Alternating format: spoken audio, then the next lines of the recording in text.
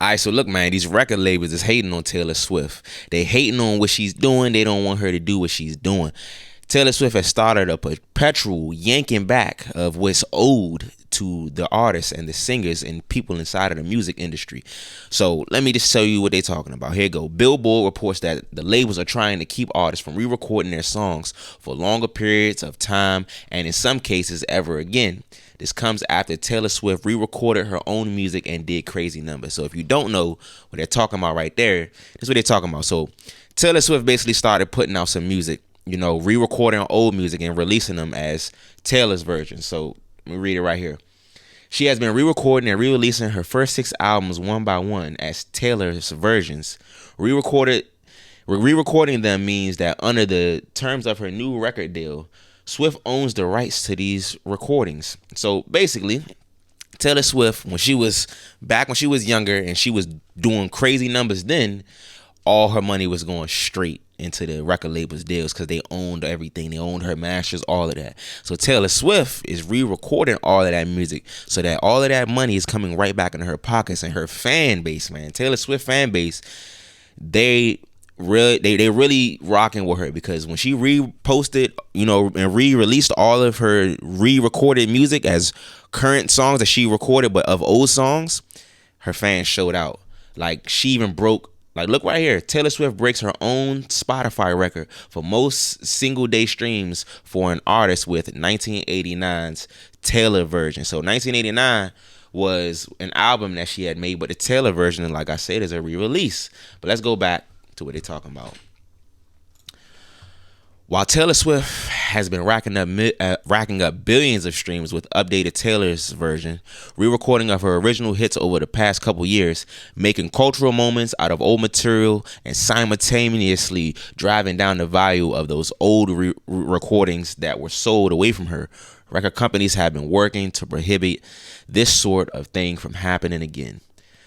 The major labels Universal Music Group, Sony Music Entertainment, and Warner Music Group have recently overhauled contracts for new signees, according to top music attorney, some demanding artists waiting an unprecedented 10 to 15 or even 30 years to re-record, released after departing their record companies. The first time I saw it, I tried to get rid of it entirely, says Josh Karp, a veteran attorney who has viewed the new for a decade. Maybe they're saying view the new contracts, but I'm going to continue. For decades, standard major label recording contracts stated that artists had to wait for the latter of two periods to expire before they could put out re-recorded versions. Swift style. It could have been 5 to 7 years from the release date of the original or 2 years after the contract expired. Today, attorneys are receiving label contracts that expand that period to 10 to 15 years or more, and the attorneys are pushing back. It becomes one of a multitude of items you're fighting, Karp says. I recently did a deal with a very big indie that had a 30-year re-record restriction in it, which obviously is much longer than I'm used to seeing. Ad Gandar Savor, attorney of Cigarettes After Sex, Built to Spill, and Jeff Rosenstock. I think the majors are also trying to expand their re-record restrictions, but in a more measured. See, this cut off right here. I don't even know what that part is saying. But anyway, until June 2019, when Taylor Swift announced she would re-record her first 6 albums, the concept of drawing fans to new versions of old songs was a music business niche. Frank Sinatra re-recorded a number of his biggest hits in the 60s, but in recent years, new Def Leppard and Squeeze versions had minimal commercial success. But after venture capitalism and longtime Justin Bieber manager Scooter Braun purchased Swift's original label, Big Machine Music Group, she failed to reobtain her original master recordings. The business transaction was personal to Swift.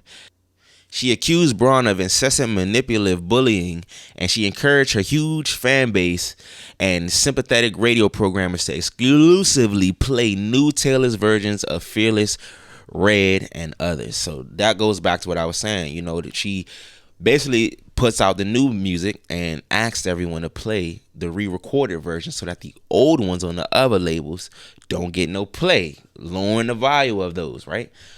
Suddenly, the concept of re-recording masters have evolved from an archaic fine print buried in a record deals to a widely scrutinized cause celebrity. Obviously, this is a big headline topic. The Taylor Swift thing. Savar says labels, of course, are going to want to do whatever they can to address that and to prevent it. But there's only so much they can do. Artist representatives are going to push back against that, and a certain standard is ingrained in our industry that is not easy to move away from. Now, because of all this Taylor Swift-ish, we have an even new negotiation. It's awful. We're seeing a lot of perpetuity-ish.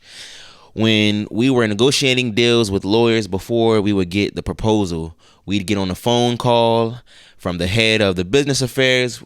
We literally would say, if you want to send that to me, it will be on effing Twitter in 10 minutes. It never showed up. Sheesh, how much more is it? All right, 2 more pages, man. Swift has her own reasons, in addition to dominating the charts and racking up millions of dollars in streaming revenue for emphasizing her re-recordings. Smaller artists have more modest goals. Alternative rock band Switchfoot recently put out an hour version of its 2003 album, The Beautiful Letdown.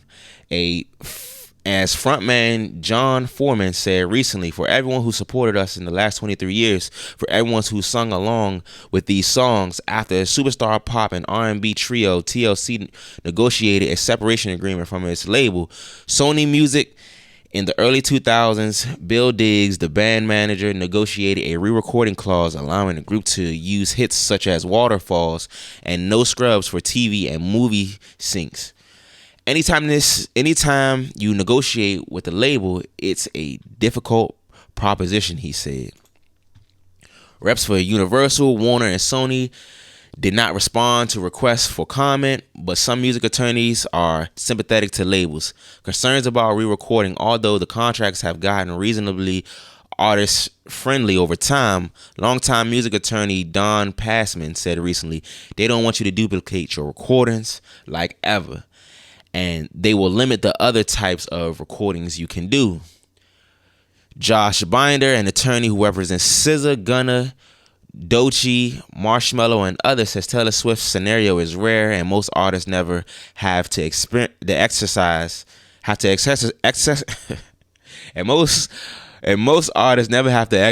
their re-recording rights. It doesn't offend me so much. Rarely does it come into play where the re-recording treatment is even used. He says the label's position is, hey, if we're going to spend a bunch of money creating this brand for you, then you should not try, and that's where this story ends. But like I said, man, they're trying to stop. They're trying to stop the wave that Taylor Swift just started, man. Because look at this right here, right? This right here is the most streamed artist, currently, right? So currently ever most streamed artist ever, right? You see Taylor Swift is number 2 to Drake. But the crazy thing is, when you look at these numbers right here, for the most streamed artist by year, Taylor Swift been number 2, 2021 and 2022. And then this year, she breaks the number for the most, she's actually right now the most streamed artist currently in 2023.